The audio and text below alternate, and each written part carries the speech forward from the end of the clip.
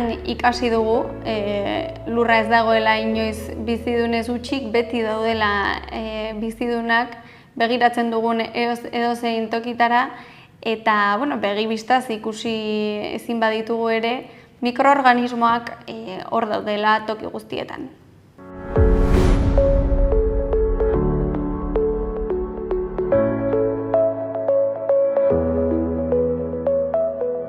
Bakterioak, algak, onddoak, virusak, horiek guztiak dira mikroorganismoak, espezie ikaragarri pila bat daude mikroorganismo guzti horien artean, eta kopuruak imaginatu ezin ditugun kopuruaz hitz egiten arituko ginateke.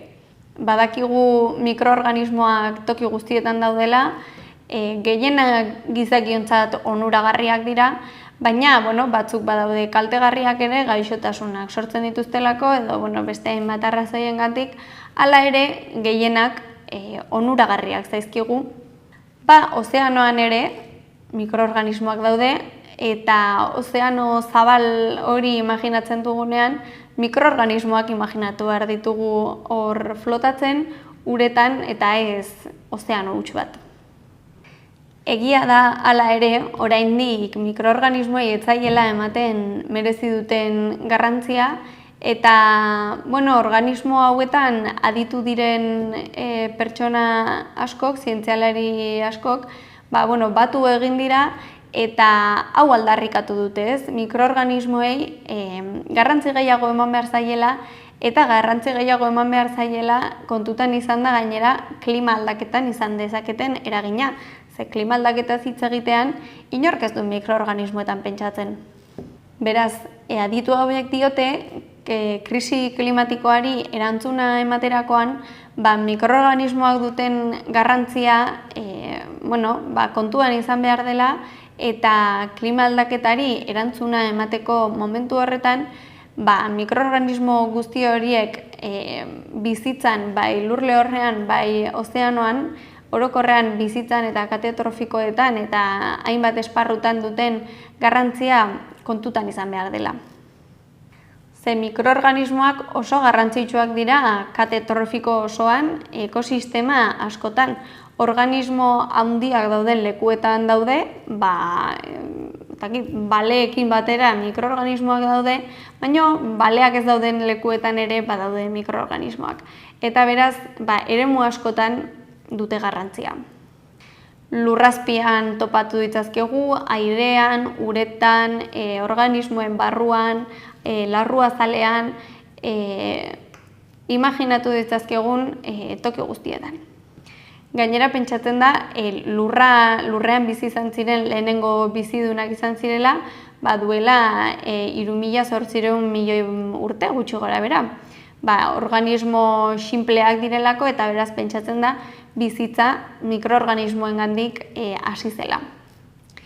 Batzuk deskonposatzaileak dira, materia organikoa deskonposatzen dute berriro ere erabilgarri bihurtzeko, elementu kimikoak finkatzen dituzte, adibidez lekaletan sinbiosian bizi direnak nitrogenoa finkatzen dute, digestio aparatuetan ditugu, guri digestio egiten laguntzen digute mikroorganismoek.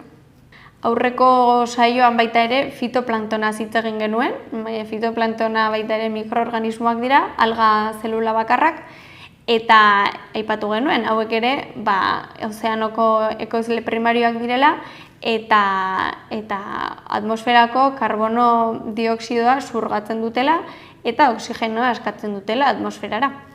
Aipatu genuen datu ikaragarri hori, munduan sortzen den CO2 finkapenaren erdia, berri xurgatzen den CO2aren erdia, fitoplanktonak xurgatzen du, eta oxigenoaren erdia ere fitoplanktonak sortzen du. Kontutan izan da gainera, esan genuen baita, biomasan oso zati txiki bat hartzen dutela. Labur esan da beraz, mikrobioen mundua edo mikroorganismoen mundua bizidunen biosferaren bizitzarako euskarri oso garrantzitsua da, goi mailako hauen kate trofikoan hauen gainetik dauden bizidun guztientzako erabat beharrezkoak dira eta behar ditugu mikroorganismoak gainerako prozesu hauek funtziona dezaten. Baina egia da baita ere bioaniztasunaren zati handi bat hartzen badute ere, ikusezinak edo direla, ez diegula normalean jaramon handirik egiten ez baldin bada gaixotasunak edo kalteak eragiten dizkigutelako. Hala ere, esan bezala, adituek diote klima aldaketari begira kontuan hartzen hasi behar garela mikroorganismoak egiten ari diren eredu klimatikoetan ez direlako kontutan hartzen. Eta horrek zehaztasun gabeko aurreikuspenak edo egitea eragiten du.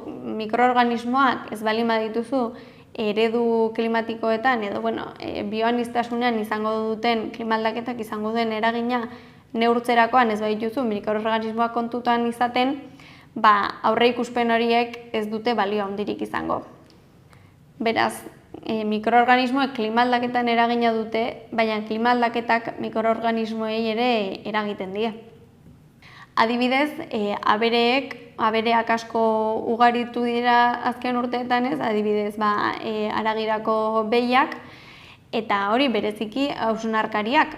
Eta badakigu hausnarkarien esteetan zelulosa digeritzeko mikroorganismoak behar direla.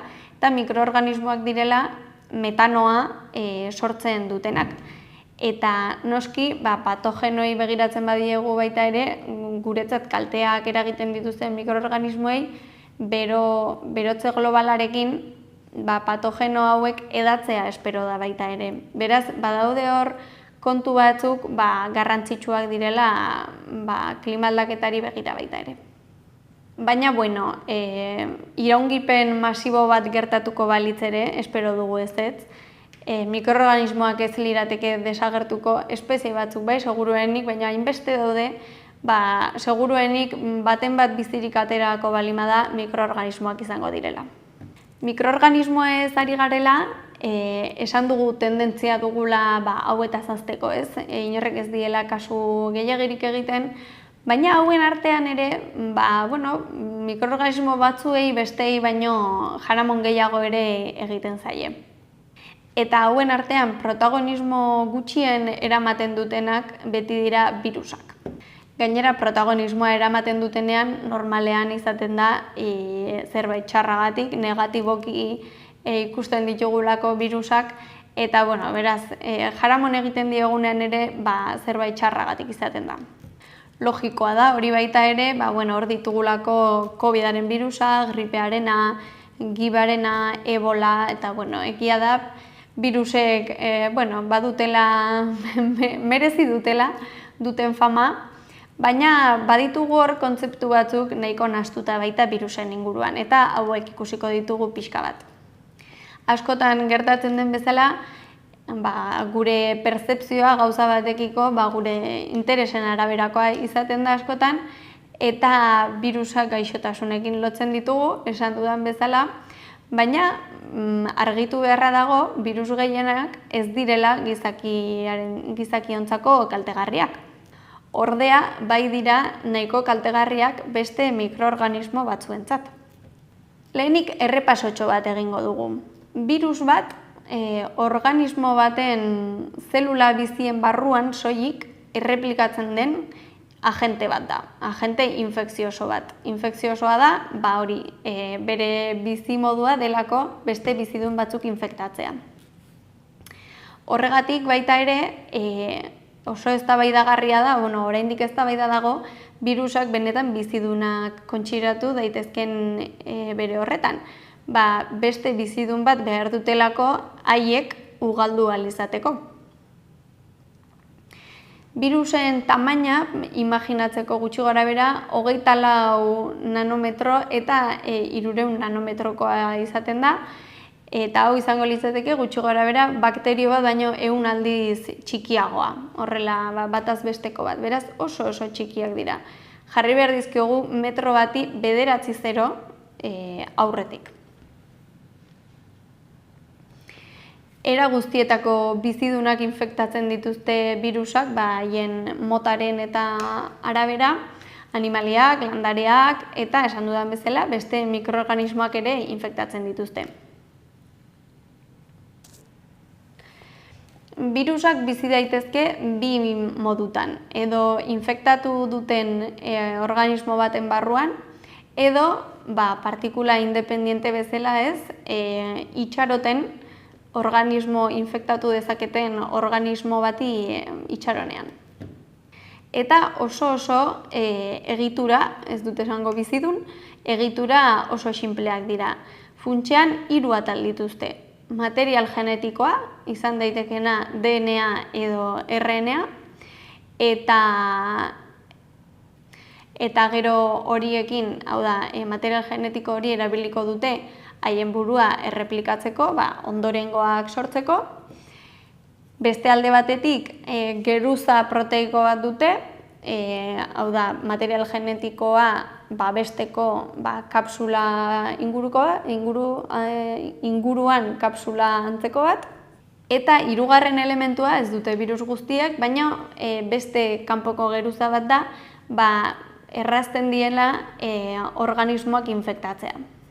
Forma askotako birusak daude gainera, helikoidalak izan daitezke, ikosaederrikoak baita ere, eta beste egitura konplexuagoak ere izan ditezkete, hori kapsidean.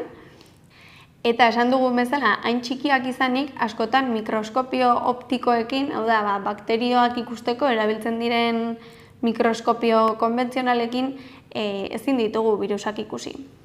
Ez dago oso argi, hala ere, birusek nola evoluzionatu zuten. Batzuk pentsatzen dute material genetiko simple batetik eraldaketa batzuk jasanda birus bat sortu zela, DNA pieza solte batzuetatik, eta beste hipotesi batzuek diote bakterioetatik abiatuta sortu zirela.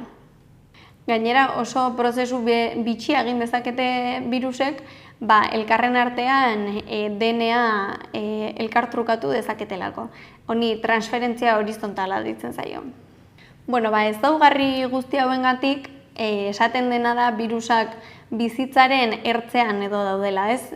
Oso egitura sinpleak direlako, batzuek ez dituztelako ez da bizidunak ere konsideratzen, beraz, hor daude eta ez diegu askotan kasu handirik egiten, esan bezala ez balimada gaixotasunak sortzen dituztelako. Eta ahaztu zait aipatzea, baina beste puntu importante bat da, birusek ez dutela haien metabolismo propiorik, hau da, beste bizidun bat infektatzen ez balima dute, ostalaria deitzen zaiona, ez, haien kabuz ezin dute inongo prozesurik egin. Beraz, hori bada beste arrazoi bat, birusak bizidunak, bere horretan bizidun bezala ez kontsideratzeko. Beraien fama txarra beraz, irabazi dute askotan gaixotasunak transmititzen dituztelako, ez?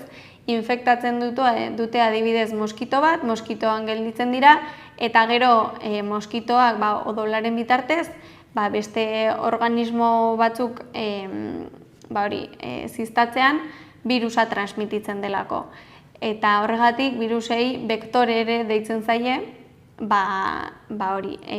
gaixotasunak organismo batetik bestera transmititzen direlako. Eta odoletik ez bakarrik, gripearen kasuan adibidez, domestiku egiterakoan, horrela transmitituko lirateke virusak. Hau guztia esan da, virus gehienak bakteriofagoak direla argitu nahi nuen. Hau da, bakterioak kutsatzen dituztela, eta ez gizakia edo beste organismo batzuk. Beraz, bertan haien informazio genetikoa txertatzen dute, eta bakterioan barnean ondorengoak sortzen dituzte, askotan bakterioak hiltzen diren arte. Hori prozesua berdina da gure gorputzean, infekzio biriko bat dugunean, baina noski guk askoz zelula gehiago ditugu eta eraginak organismo mailan beste mota batekoak izaten dira.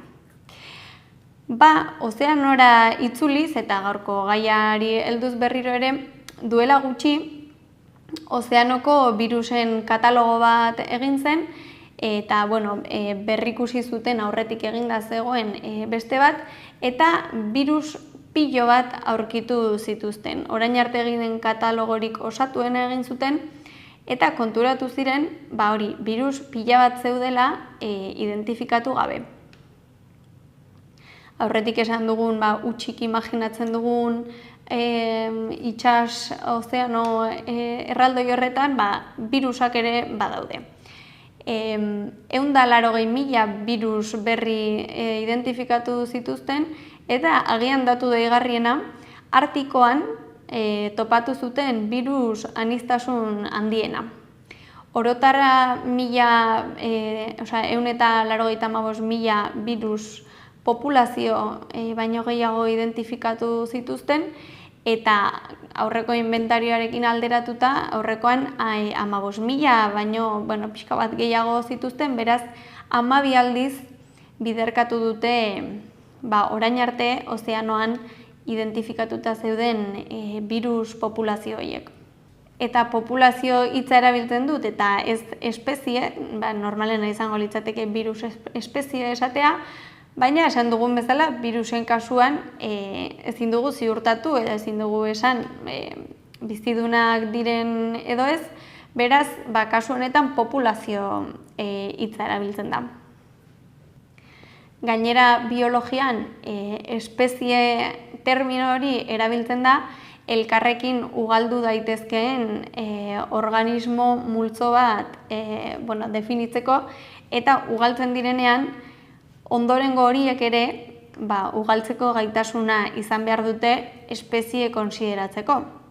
Hau da, adibidez, zaldia eta astoa ugaltzean mandoa lortzen dugu, baina mandoak ezin du ondorengorik izan, ezin ditugu mandoak izan mando batetik.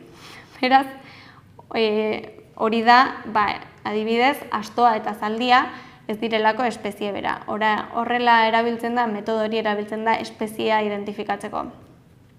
Munduko ozeano oso guztietan ibili dira birusen bila itsasontzi batekin, eta lekuaren arabera desberdintasunak topatu dituzte birusen populazio hauetan, ez? Joan dira bidai ikaragarri luze bat egin dute eta desberdintasunak topatu dituzte.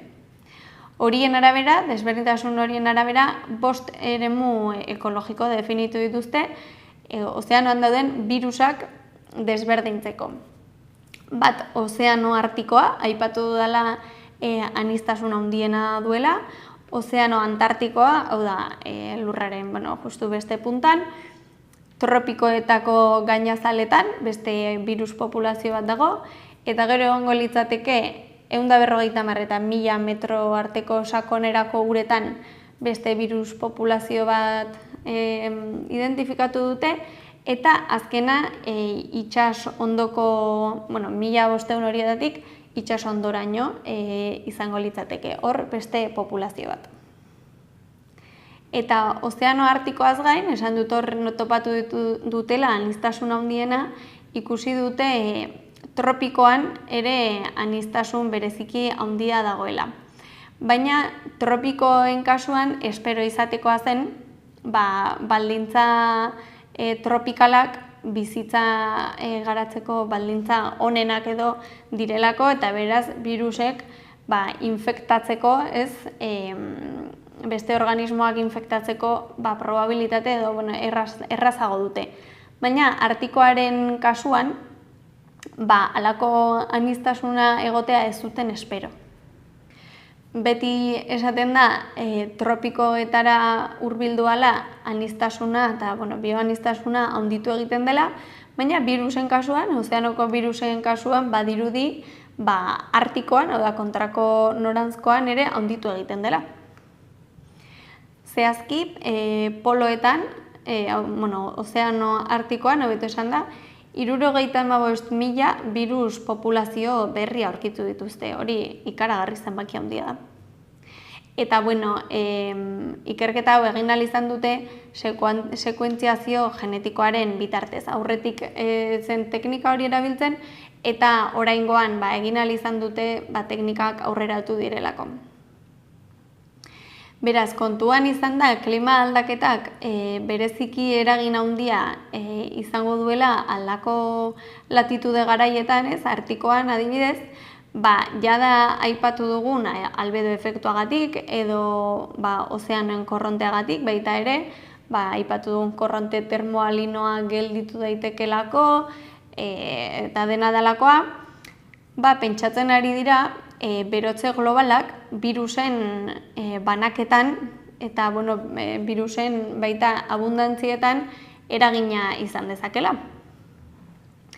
Eta oraindik ez da oso ondo ezagutzen, baina munduko beste eremu batzuetara agian hurbilduko dira birus populazio ezberdinak, edo orduandik ikerketa asko dago egiteko, baina hor badago koska.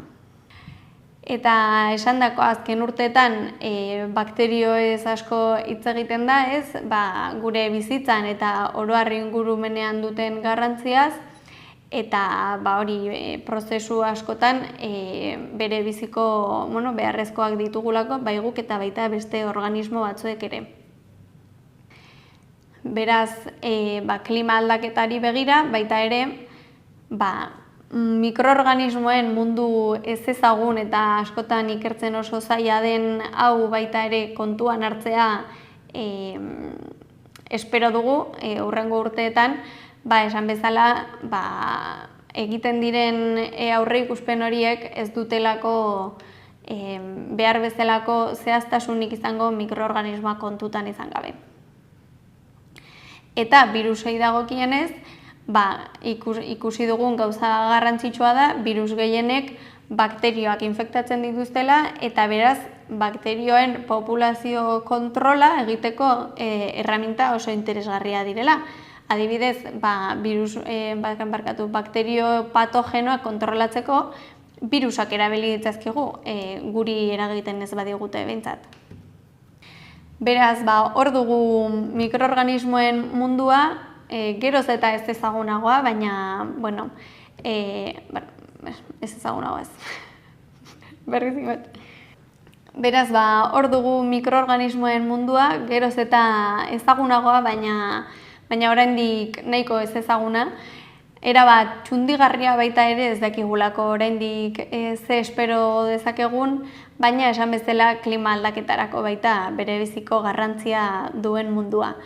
Beraz, hau izan da guztia gaurkoz, mikroorganismoak eta klima aldaketa, hurrengo saioan beste gai bat jorratuko dugu. Eskerrik asko.